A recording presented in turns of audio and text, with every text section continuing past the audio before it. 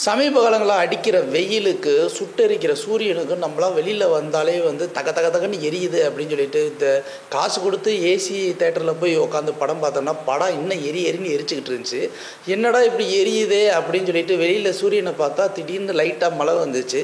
மழை வருது, சரி பரவாயில்ல, வீட்டுக்குள்ளே உட்காந்து ஏதாவது ஒரு படம் பார்க்கலாமா, இல்லை தேட்டரில் போய் படம் பார்க்கலாமா அப்படின்னு போய் பார்க்கும்போது தான் எங்களுக்கு தெரிஞ்சு இந்த படமும் அப்படியே லைட் ஹார்ட்டடாக மழையில் நினைக்கிற மாதிரி செம்ம ஜூவுன்னு குளிர்ச்சியாக சந்தோஷமாக மனசுக்கு மகிழ்ச்சியாக இருந்துச்சு. அப்படின்னா அந்த படம் வேறு ஒன்றுமே இல்லை, இங்கே நாங்கள் தான் கிங்கு.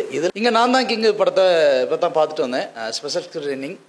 படம் ஆக்சுவலாக ஒரு சுந்தர் சி படம் பார்த்த ஒரு ஃபீல் கொடுத்துச்சு. ஏன்னா சுந்தர் சி படத்தில் பார்த்திங்கன்னா ஒரு டைமண்ட் இருக்கும், அந்த டைமண்டை கடத்துவாங்க, ஒவ்வொருத்தவங்களும் ஒரு பிரச்சனை இருக்கும், அதுக்குள்ளே ஒரு காமெடி சீன்ஸ் இருக்கும். அதே ஒரு பேட்டர்ன் தான் இதில் ஃபாலோ பண்ணியிருக்காங்க. பட் என்ன அப்படின்னா இதோட ஸ்க்ரீன் ப்ளே ட்ரீட்மெண்ட்டு வேறு மாதிரி இருந்துச்சு. படம் ஆக்சுவலாக பார்க்குறதுக்கு ரொம்ப நல்லாவும் இருந்துச்சு. சந்தானம் கொஞ்சம் ஃப்ரெஷ்ஷாக சில விஷயங்கள்லாம் பண்ணியிருக்காரு, இது பார்க்குறதுக்கு எனர்ஜெட்டிக்காக இருந்துச்சு. பிரியாலயா அவங்க இன்ஸ்டாகிராம் பாப்புலர், அவங்களுடைய டான்ஸ் எல்லாருக்குமே ரொம்ப பாப்புலர். ஸோ இதில் அந்த பிரியாலயா ஃபஸ்ட்டு அறிமுகமாகிருக்காங்க. அவங்களுடைய பெர்ஃபார்மன்ஸ் ரொம்பவே நல்லா இருந்துச்சு. அதே மாதிரி ஆப்போசிட் அப்பார்ட்மெண்ட்டில் ரெண்டு பிம்ப் மாதிரியான ரெண்டு லேடிஸ் இருப்பாங்க, அவங்களுடைய பெர்ஃபார்மன்ஸும் நல்லா இருந்துச்சு. லிட்ரலி ஒரு சுந்தர் சி பேட்டர்ன் அதோடைய கதையை அவங்களுடைய ஓன் ஸ்டைலில் ஒன்று பண்ணியிருக்காங்க. அதுதான் ரொம்ப முக்கியமான ஒரு விஷயம். இதில் அடுத்து பார்க்குறதுனா இமானுடைய மியூசிக்கை நம்ம பேசி ஆகணும். யூஸ்வலாக சமீப காலங்களாக படத்தில் வர பாடல்கள் பெருசாக ஹிட் அடிக்கிறதில்ல. பட் இந்த படத்தில் வர பாடல்கள் எல்லாருமே கொஞ்சம் நல்லாவே இருக்குது. அதே மாதிரி ஓவராலாக அந்த டான்ஸ் மூமெண்ட்ஸ் எல்லாமே நல்லா இருக்குது. நிறைய படங்களை ரெஃபரன்ஸ் எடுத்திருக்காங்க அப்படிங்கிறது நல்லா தெரியுது. ஸோ சாங் வைஸும் நல்லா இருக்குது, அதே மாதிரி விஷுவல் சர்வீஸும் நல்லா இருக்குது. படத்தில் பிரம்மாண்டமாக காட்டணும் அப்படின்றதுக்காக எந்த ஒரு விஷயத்தையும் வைக்கல. அது ரொம்ப முக்கியமான ஒரு விஷயம். படத்தில் இந்த லென்த்து அதிகமாக இருக்குது, சந்தான காமெடி போர்ஷன் இதாகிடணும் அப்படின்ற அந்த ஒரு கான்செப்டே கிடையாது. எந்த இடத்துல கட் பண்ணணுமோ அந்த இடத்துல எடிட்டர் கரெக்டாக கட் பண்ணியிருக்காரு, செம்மையாக ட்ரிம் பண்ணியிருக்காரு. பட் என்ன இருந்தாலும் ஃபஸ்ட் ஹாஃபில் இருந்த அந்த ஸ்பீடு செகண்ட் ஹாஃபில் கொஞ்சம் குறைஞ்சிருச்சு அப்படின்னு தான் சொல்லிடணும். பட் அந்த காமெடி சென்ஸ் எல்லாமே, ஏன்னா ஆல்ரெடி நம்ம நிறைய படங்கள் பார்த்த ஒரு ஃபீல் கொடுத்ததுனால செகண்ட் ஹாஃபில் சம்டைம்ஸ் சில நேரங்களில் போர் அடிக்கிறதுக்கு தோணலாம். பட் சந்தானம் அப்படிங்கிற அந்த ஒரு கேரக்டருக்காக இது தனியாகவே நிற்கிது அப்படின்னு நம்ம சொல்லி ஆகணும்.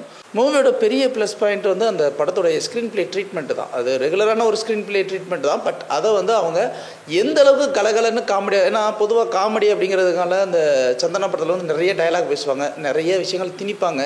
அப்படி எதுவுமே இல்லாமல் அந்த எக்ஸ்பிரஷன்ஸ் வைஸ்லேயே அதை கன்வே பண்ண ஒரு விஷயம் தான் இதில் பெரிய ப்ளஸ்.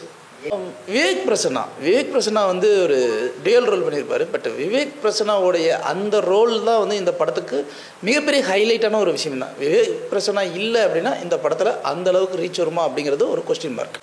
ஃபஸ்ட் ஹாஃப் இருந்த ஸ்பீடு செகண்ட் ஹாஃபில் கொஞ்சம் கம்மியாக தான் இருந்துச்சு. ஏன்னா செகண்ட் ஹாஃப் நமக்கு இதுதான் நடக்க போதுங்கிறது நமக்கு அப்பட்டமாக தெரிஞ்சிடும், அதனால் கொஞ்சம் கம்மியாக தெரியும்.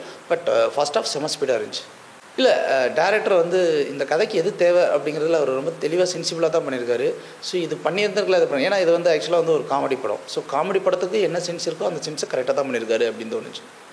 ஆடியன்ஸ் பெருசாக லாஜிக் பார்க்காம, சுந்தர் சி படத்தில் வழக்கமான ஒரு லாஜிக் இல்லாமல் ஒரு படத்தை நம்ம ஃப்ரீ மைண்டடாக போய் உட்காந்து பார்த்தோம் அப்படின்னா படம் ஸ்டார்ட் பண்ண செகண்ட்லேருந்தே நம்ம குலுங்கி சிரிக்கிற அளவுக்கு இதில் விஷயங்கள் இருக்குது. நிச்சயமாக இந்த படம் ஒரு கவர்ச்சிகரமான படங்கள் இல்லை அப்படின்னா, கவர்ச்சிக்குன்னு சில விஷயங்கள் இருக்கும். பட் அது ஒரு பெரிய கவர்ச்சியாலும் தெரியாது. ஃபேமிலி எல்லாருமே சந்தோஷமாக பார்க்கக்கூடிய ஒரு படம் மட்டும்தான். A1 படத்தில் ஒரு காமெடி இருக்கும், அவர் இறந்துட்டார். பட் அந்த அச்சச்சோ அவரா பெரிய ஆளாச்சே அப்படிங்கிற ஒரு டயலாக் வரும். ஸோ அது இந்த இடத்துல வரும்போது நிச்சயமாக தேட்டரில் பயங்கர அப்ளாஸ் ஆகும். அதே மாதிரி ஒரு ஜமீன் கேரக்டரில் ஒன்று போகும், அது தேட்டரில் கலகலன்னு போகும், பயங்கரமாக போகும். சாங் சீக்வன்ஸாக தான் டிஎம்ஆன் அவருக்குன்னு ஒரு தனியாக ரெண்டு வேர்டிங்ஸை ஃபார்ம் பண்ணி அதுக்குன்னு ஒரு சாங் கம்போஸ் பண்ணுவார். இதுலேயும் அதே மாதிரி தான் அவருக்குன்னு தனியாக சில வேர்டிங்ஸ்லாம் கம்போஸ் பண்ணி பண்ணியிருக்காரு. இதில் ரொம்ப முக்கியமான ஒரு விஷயம், ஷான் ரோல்டன் அந்த ஒரு பாட்டு பாடியிருக்காரு. அந்த பாட்டு இன்னும் கொஞ்ச நாளில் பட்டி தொட்டியில் செம வைரல் ஆகும். எப்போவுமே சிவகார்த்திகேயனுடைய ஒரு பாடலுக்கு ஏதாவது ஒரு பாட்டு பட்டி தொட்டியில் வைரல் ஆகும். அதே மாதிரி சந்தானத்தோடைய ஒரு பாடல் கண்டிப்பாக பட்டி தொட்டியில் வைரல் ஆகும் அப்படிங்கிறது நான் படம் பார்த்த வரைக்கும் தெரிஞ்சுக்கிட்ட ஒரு விஷயம். இதில் A கிரேட் பி கிரேட்னு பிரித்து பார்க்க முடியாது. ஆக்சுவலாக ஆடியன்ஸ் யார் போனாலும் என்ஜாய் பண்ணுற மாதிரி இருக்குது. ஏன்னா அவரே படத்தில் சில இடங்களில் இது கிரிஞ்சுடா, இது 90s கிட்ஸுக்கு நடக்காதா, இதெல்லாம் பழைய எபிசோடா அப்படிங்கிறத அவரே அவருக்குள்ளே கலாய்ச்சிக்கிறார். அதனால் நம்ம பார்க்கும்போது இது பார்ஷியாலிட்டி பார்க்க வேண்டிய அவசியமே இல்லை. ஓவராலாக ஒரு காமெடி படம் தான். இந்த காமெடி படத்தை நீங்கள் நல்லா என்ஜாய் பண்ணலாம். மனசில் 1008 பிரச்சனைகள் இருந்தாலும் என்ஜாய் பண்ணிட்டு போகலாம்.